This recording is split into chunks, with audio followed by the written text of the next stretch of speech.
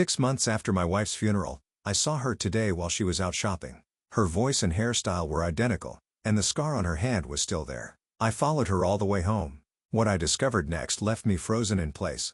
6 months after my wife's funeral, I was still grieving. Then I saw her alive, buying light fixtures like nothing had happened. I walked up to her, my hands shaking. She looked at me with confusion. "I'm sorry. You must have me confused with someone else." But that voice was identical. The scar on her hand, everything was the same. I followed her home. What I discovered next made my heart stop beating. I'm thankful you're listening. What I'm about to tell you changed everything. But first, let me know where are you watching from and what's the time there. I buried my wife 6 months ago. Yesterday, I saw her at Home Depot. I know how that sounds. Grief does strange things to a man. Makes you see faces that aren't there. For 6 months, I'd been living in that fog. But this wasn't my mind playing tricks. This was real. Thursday morning just past 11.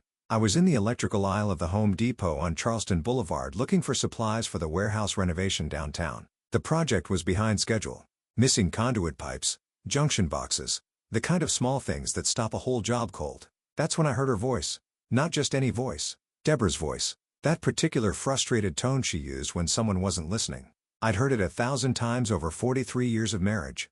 My hand froze on the wire spool. "No, that's not what I need," the voice said from the next aisle. I specifically asked for recess lighting. I set down the wire. My legs moved on their own, carrying me toward the lighting section. My heart was doing something strange in my chest, beating too fast. And there she was, standing in aisle 12, holding a clipboard, arguing with a sales associate about light fixtures, navy blue blazer, her hair shorter, more gray. But the way she stood, the way she tilted her head, that was all Deborah. She turned and the morning light caught her profile. My wife, the woman I'd buried at Palm Memorial Gardens, the woman whose name I still couldn't say out loud. I must have said her name. She turned and looked directly at me.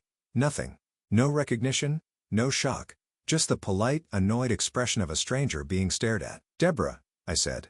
My voice came out rough. "It's me." She stepped back, clutching her clipboard. "I'm sorry. I think you have me confused with someone else." But I could see it. The scar on her left hand running from thumb to wrist. From the night, she'd grabbed a hot skillet without a mitt. August 1995. I'd driven her to the ER at 2 in the morning. 11 stitches. "Your hand," I said, my finger shaking. "The scar. The skillet. You burned yourself making apple pie." "Sir." Her voice was cold now. "I don't know you. Please leave me alone." She walked quickly toward the exit. I tried to follow, but my legs felt like wood. Everything felt unreal. I made it to the doors just in time to see her meet a man outside. Tall gray-haired polo shirt and khakis. He put his arm around her shoulders. She glanced back at the store at me. Then they walked toward a white Ford sedan 3 rows over. I stood there. Automatic doors opening and closing around me.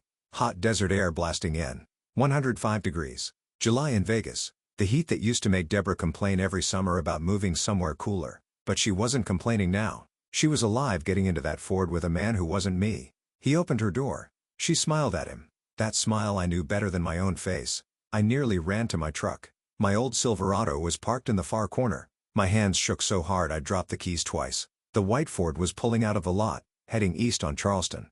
I started the engine. I got in my truck and followed them. My hands were shaking on the wheel. The woman I buried 6 months ago was alive, and I was about to find out where she'd been hiding. The house was in Henderson, 30 minutes from the life we'd built together in Summerland. I followed the white Ford east on Charleston, then south on Boulder Highway, keeping 3 cars back. My hands had stopped shaking. Something cold had taken over. I wasn't grieving anymore. I was hunting. They turned into a neighborhood of middle-class homes, 2-car garages, small yards, the kind of place where people know their neighbors' names. The Ford pulled into a beige ranch-style house with white trim. Nothing special. The perfect place to hide. I drove past, circled the block, and parked 4 houses down. Far enough not to be obvious, close enough to see. Deborah got out carrying Home Depot bags. The man took more from the trunk. Gray hair, polo shirt, khakis. They moved like they'd done this 1,000 times. Easy. Comfortable. The front door opened. 2 kids ran out. A boy and a girl, maybe 8 and 10. "Grandpa, Grandpa, did you get the paint?" "Grandpa." The man laughed and caught the girl in a hug. Deborah ruffled the boy's hair. They all went inside. The door closed. A perfect little family. I sat there, the engine ticking as it cooled.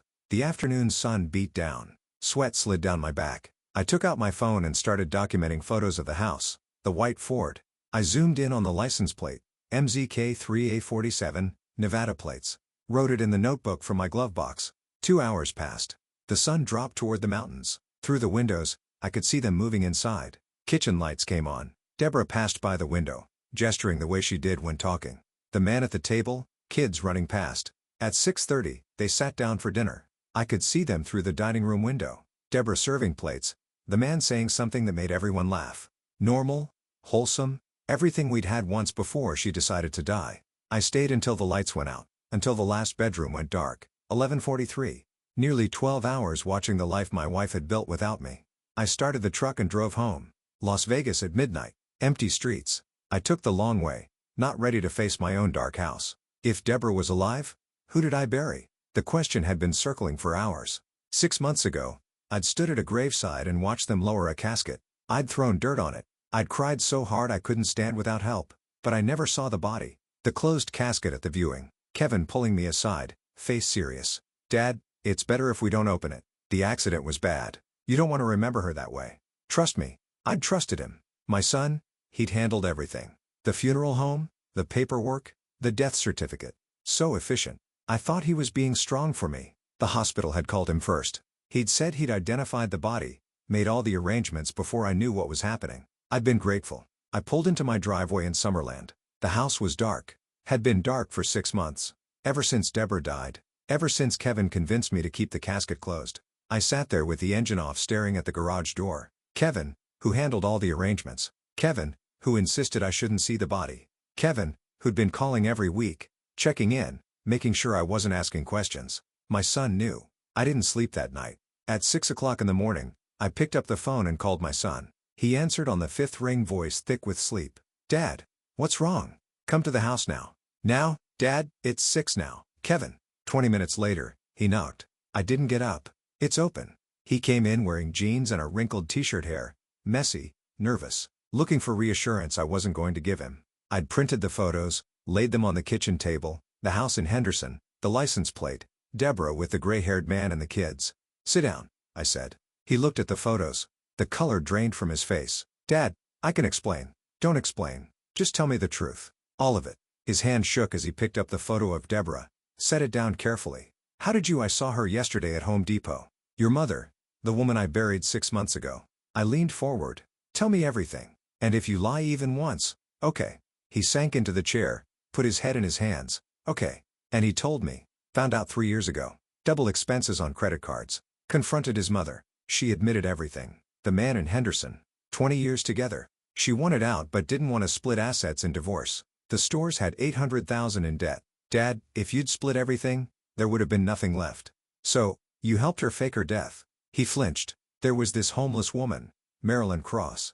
Terminal cancer. Mom offered $50,000 to her niece. Marilyn checked into the hospital under Mom's name. Died 3 days later from the cancer. You bought a corpse. My hands pressed flat on the table. You made me bury a stranger. Dad, the signatures, my signatures on the sale documents. He couldn't look at me.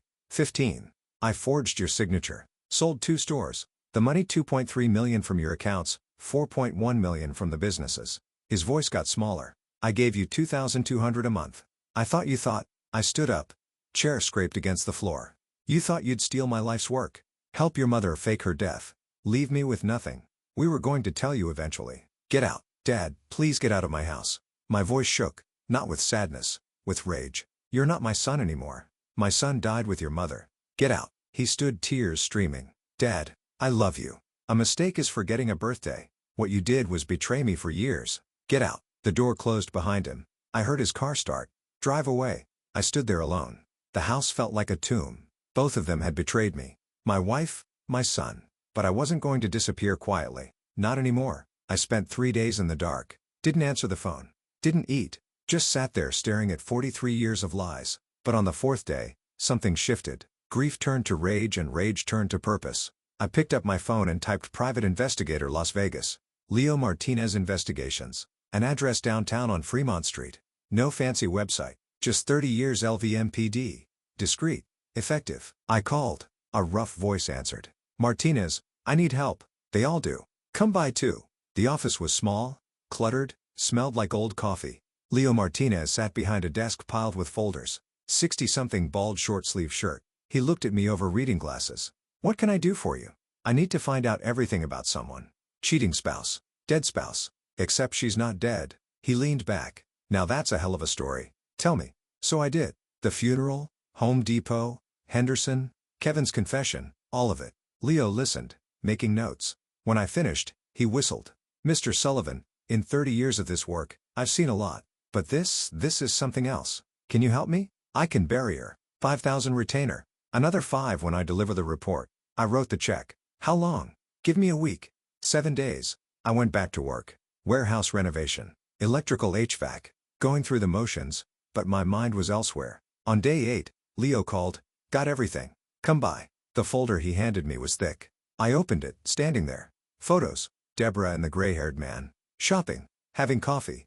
Living normally. Victor Brennan, Leo said. Age 52, retired insurance agent. Been with your wife for 20 years. Those kids are his grandchildren from a previous marriage. Victor Brennan. Finally, a name for the man who'd stolen my wife. Bank statements. 3 accounts under Deborah Sullivan and Sarah Mitchell Carson. 2.3 million total. Monthly withdrawals averaging 8,000. 2 identities. Leo continued.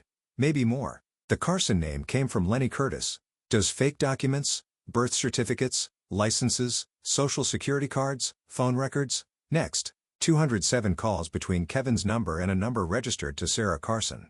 Before, during, and after the staged death, Leo said, your son knew everything. I flipped through the pages. Documented, proven real. There's something else. Leo's voice got quieter. I dug into your wife's background. Before you, there was Richard Anderson. Married in 76. Died in a car accident in 80. She collected $300,000 in life insurance. He paused. Might be a pattern worth investigating. The room felt colder. You think? I think it's worth looking into, but that's your call. I closed the folder. I need a lawyer. Elizabeth Hart, criminal defense and civil fraud. Want me to call? Yes. Elizabeth Hart's office was professional. 10th floor, glass and chrome. She wore a gray suit. Firm handshake. Real. Mr. Sullivan. Leo briefed me. Quite a situation. Can you help me? I can destroy them. Fraud, forgery, identity theft, concealment of a corpse, 8 to 15 years in prison each. I want every cent back and I want them to face consequences. Then we need evidence. Leo's report is excellent, but we need your son's confession on record this time. I already got him to confess. I need it recorded, audio video if possible. Can you do that? Get him to talk again. I thought about Kevin, my betrayer, my son. Yes, I said quietly. I can do that. 2 days later, I called Kevin. Son, can we talk? Maybe over lunch. His voice sounded eager, hopeful. Yes, Dad. Anywhere you want. The steakhouse. Tuesday, 1 o'clock. I'll be there.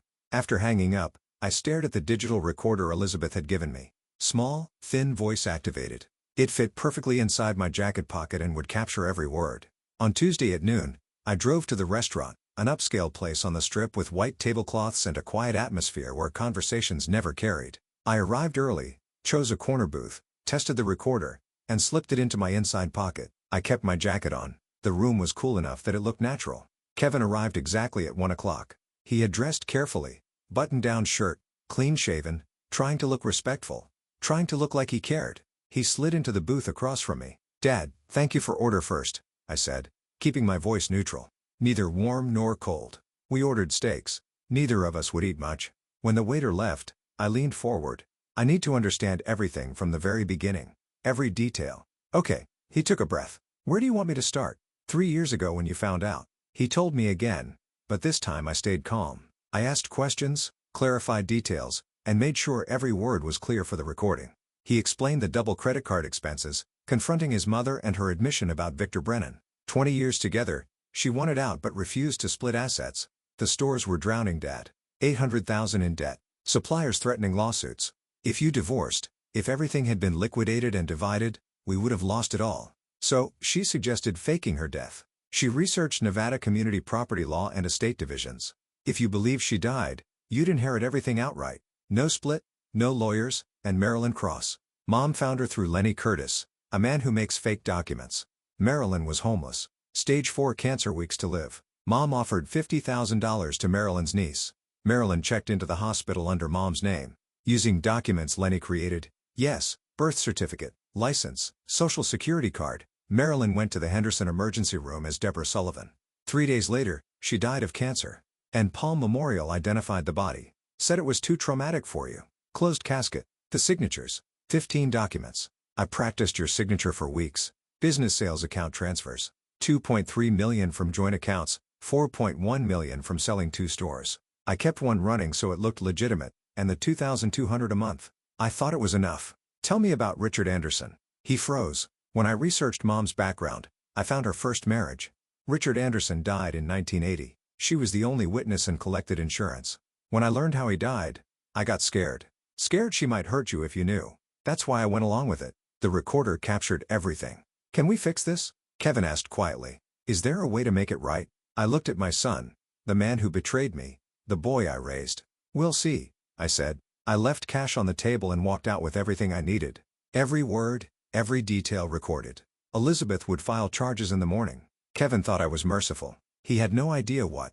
2 weeks. That's how long Elizabeth needed to file the complaint, secure court orders, and freeze the accounts. 2 weeks for the legal machinery to start grinding. And now, standing on the threshold of that Henderson house with legal notices in hand, I was ready.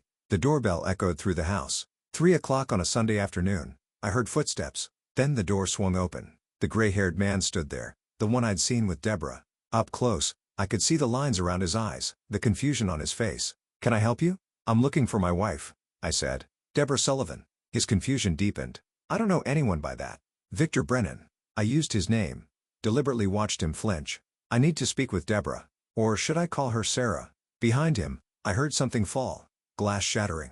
Then she appeared in the hallway and all the color drained from her face. Hello, Deborah. I said it's been a while. 6 months to be exact. Victor looked between us. Sarah, do you know this man? His name isn't Sarah, I said. It's Deborah Marie Sullivan, my wife. Married 43 years this past April. That's not possible. Victor stammered. We've been married for 20 years. She's Sarah Mitchell Carson. Show him your left hand, Deborah. She tucked it behind her back, but I'd already seen the panic in her eyes. The scar, I continued, from a cast iron skillet at Christmas 1995. Or the birthmark on your right shoulder blade. Or your crooked pinky finger from that softball game in '89. I looked at Victor. Ask her. See if I'm lying. Deborah's voice came out as a whisper. Wesley, please. Please. What? Please go away. Please pretend I didn't see you buying paint supplies at Home Depot. Please forget that I buried someone else in your place. Victor grabbed the doorframe for support. What is he talking about? I pulled out the legal documents, held them out. These are for you. Deborah Sullivan, also known as Sarah Mitchell, also known as Deborah Carson. Charges include identity fraud, forgery, concealment of a corpse, racketeering, and bigamy. Bigamy, Victor's voice cracked. She's married to both of us, I said. Has been for 20 years. Category D felony in Nevada. 1 to 4 years plus fines. The world seemed to tilt. Victor's face went white. Deborah reached for him, but he stepped back. There's more, I said, watching her face. Before me, there was Richard Anderson, married in 1976, died in a convenient car accident in 1980. Deborah was the only witness. Insurance payout $300,000. I paused, let it sink in. Quite the pattern. Wouldn't you say, Victor? First husband dies in an accident, second husband dies so she can steal his money, and you? Well, you're still alive for now. Victor staggered backward. The brakes on my car last month. You son of a. Deborah lunged forward, but Victor held her back. You don't understand. I loved. Don't. My voice cut through the air like a knife. Don't you dare say you loved anyone. You bought a corpse, Deborah. A dying homeless woman named Marilyn Cross. Paid $50,000 for her body. Had our son forged my signatures. Stole $2.3 million from our accounts. Took $4.1 million from the business I built with my own hands. Left me with $2,200 a month while you played house with him. Victor was shaking now. Sarah, tell me this isn't true. But she couldn't. The lies had finally run out. I placed the legal notices on the porch railing. All your accounts are frozen. All your assets are seized. Warrants have been issued for your arrest and Kevin's. I turned to Victor. I'm sorry you got caught in this, Mr. Brennan. You're a victim too. My lawyer's information is on the bottom of those documents. She can help you recover what's yours. I walked back to my truck. Behind me, I heard Deborah sobbing. Victor's stunned silence. Across the street, a neighbor stood on her lawn watching. Mrs. Dorothy Campbell, according to Leo's report. Good. Let the whole neighborhood see. I was pulling away when my phone rang. Elizabeth, it's done, she said. The arrest warrants are active. Everything's in motion. In the rear-view mirror, Deborah was on her knees on the front step. The perfect lie she'd built for 43 years was crumbling around her, and this was only the beginning. The call came at 6:15 the next morning. Ashley, she was screaming. They took him. They handcuffed Kevin and took him away. I sat up in bed, turned on the lamp. My voice came out flat. Ask him what he did to me first. He's your son. How can you? He stopped being my son when he helped his mother steal $7 million and fake her death. I hung up. According to Elizabeth, Kevin had tried to wire $800,000 to a bank in Paraguay at midnight. The transaction was flagged and blocked. When the FBI showed up at his door at 5:30 that morning, he'd been packing a suitcase. He was being held without bail, flight risk. On Wednesday at 2 o'clock in the afternoon, they arrested Deborah. I wasn't there to see it, but Leo sent me the details. She'd been at a Whole Foods in Henderson, buying groceries like nothing had happened. 2 officers walked up to her in the produce section. She tried to run, made it as far as the parking lot before they caught her. All her accounts were frozen. The house in Henderson was seized. Victor was left standing in the wreckage of a life that had been built on lies. I met him on Friday at a coffee shop near downtown. He looked like he hadn't slept in days. Neither had I. I don't even know what to call her, he said, staring at his untouched coffee. Sarah Deborah. Who was she? A fraud, I said. That's all she ever was. He nodded slowly. She told me her name was Sarah Mitchell. Her birth date on all her documents was different from what you said. May 14th, not March 2nd. How many others were there? I wondered aloud. Leo had confirmed a third identity that morning. Property in Tucson, Arizona, purchased under the name Sarah Mitchell in 1998. A small condo paid in cash. Victor's hand shook as he lifted his cup. I keep thinking about my car, the brakes failing last month. The mechanic said it looked like the line had been cut. You would have been next, I said quietly. Just like Richard Anderson. He met my eyes. Just like you were supposed to be. We sat in silence for a moment. 2 men who'd loved the same woman. 2 men she'd destroyed. I'm testifying, Victor said finally. Whatever they need from me, I'll give it. So will I, Elizabeth called that evening with updates. Kevin had accepted a plea deal, 5 years in Nevada State Prison, in exchange for full cooperation and testimony against Deborah. Without the deal, he would have faced 8 to 10. Deborah refused to plea. She wanted a trial. But the Richard Anderson connection had changed everything. The pattern of behavior, the life insurance payouts, the suspicious deaths and disappearances. The DA was pushing for 15 years, maybe more. Ashley filed for divorce this morning, Elizabeth added. She's claiming she knew nothing about any of it. Did she? Does it matter she's protecting herself now? That night, I came home to a voicemail. Kevin calling from the Clark County Detention Center. Dad, please. His voice was broken, desperate. I know I don't deserve it, but please, I need to talk to you. I need to explain. I stared at the blinking light on the machine for a long time. Then I deleted it. Not yet. I wasn't ready yet, but I knew I'd have to face him eventually in court. 3 months passed. 3 months of depositions, legal filings, Elizabeth building an airtight case. I visited Kevin once after 6 weeks in custody. It was brief, painful, necessary. I haven't forgiven you, I told him through the plexiglass. But I won't abandon you, he cried. I left. And now sitting in a Clark County courtroom, I watched the formal dissolution of my family play out under fluorescent lights. Kevin's plea hearing came first. He stood before Judge Catherine Brenner in an orange jumpsuit, hand-shackled. He looked 20 years older than he had 4 months ago. 5 years in Nevada State Prison. The judge announced, eligible for a parole after 2.5 years contingent on good behavior and continued cooperation with authorities. Kevin turned toward me. Dad, I'm so sorry for everything. I didn't respond. There was nothing left to say. Deborah's trial took 2 weeks. The evidence was overwhelming. Leo's documentation, the recorded confession bank, records Lenny Curtis's testimony about the forged documents, Victor's statement about the false identity. The prosecutor laid it out piece by piece, building a case so ironclad there was no room for doubt. When they called me to testify, I walked to the stand and looked directly at Deborah. She wouldn't meet my eyes. For 43 years, I began, I believed I was building a life with someone I loved. I worked 70-hour weeks. I put every dollar I earned into our future. I trusted her with everything I had. I paused. She stole it all. Not just the money. She stole my ability to trust, to believe in anything good. She stole the years I spent grieving for a woman who was alive and laughing at me the entire time. Victor testified next. He spoke about the lies, the false identity, the realization that he'd been a mark from the beginning. I don't know who I am anymore, he said quietly. Everything I built my life on was fiction. The jury deliberated for 3 hours. Guilty on all counts. Identity fraud, forgery, conspiracy to commit fraud, concealment of a corpse, racketeering, bigamy. Sentencing came a week later. Kevin Sullivan. Judge Brenner read, 5 years in Nevada State Prison, eligible for parole after serving half your sentence. Kevin nodded, was led away. Deborah Marie Sullivan, also known as Sarah Mitchell Carson. The judge continued, her voice hard. You have shown a pattern of exploitation spanning decades. From Richard Anderson in 1980 to the man before me today, you have built your life on deception and theft. The court sentences you to 15 years in Nevada Women's Correctional Facility. You will not be eligible for parole for the first 10 years of your sentence. Deborah's face went white. No. No, please. Furthermore, the judge added, you are ordered to pay restitution in the amount of $7.2 million to Wesley Sullivan and associated damages to Victor Brennan. The bailiff moved to escort Deborah out. As they led her past my row, she turned and looked at me one last time. I didn't look back. Outside the courthouse, reporters swarmed. I pushed through them to my truck. Bill Anderson was waiting by the driver's door. You did right, Wes, he said. Did I? My son was going to prison. My wife would die there, but I was free. And I was tired.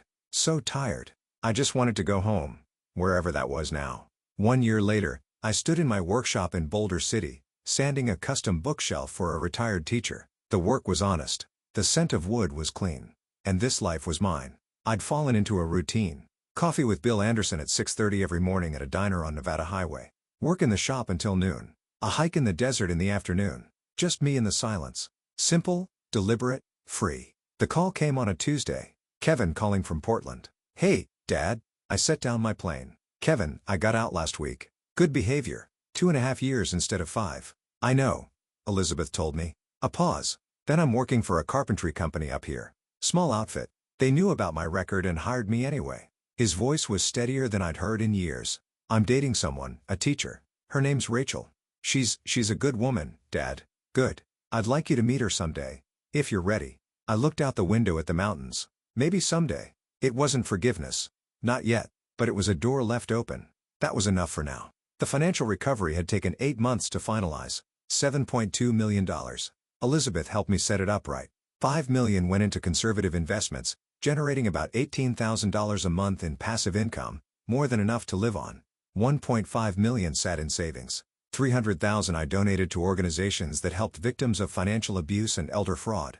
The woodworking wasn't about money. It was about making something real with my own hands, something that couldn't be faked or stolen. Victor and I met for coffee once a month. We didn't talk about Deborah much anymore. We talked about fishing, baseball, the mundane kindness of life moving forward. Letters came from the Nevada Women's Correctional Facility every few weeks. Deborah's handwriting on the envelopes. I threw them away without opening them. There was nothing she could say that I needed to hear. I finished the bookshelf on a Friday afternoon, loaded it into my truck, and delivered it to Mrs. Hernandez on the east side of Boulder City. She cried when she saw it, paid me $300, and gave me homemade tamales. On the drive home, I passed through the edge of Las Vegas. The Strip glittered in the distance, all that light and noise and performance. I used to live in that city. Used to think it was home.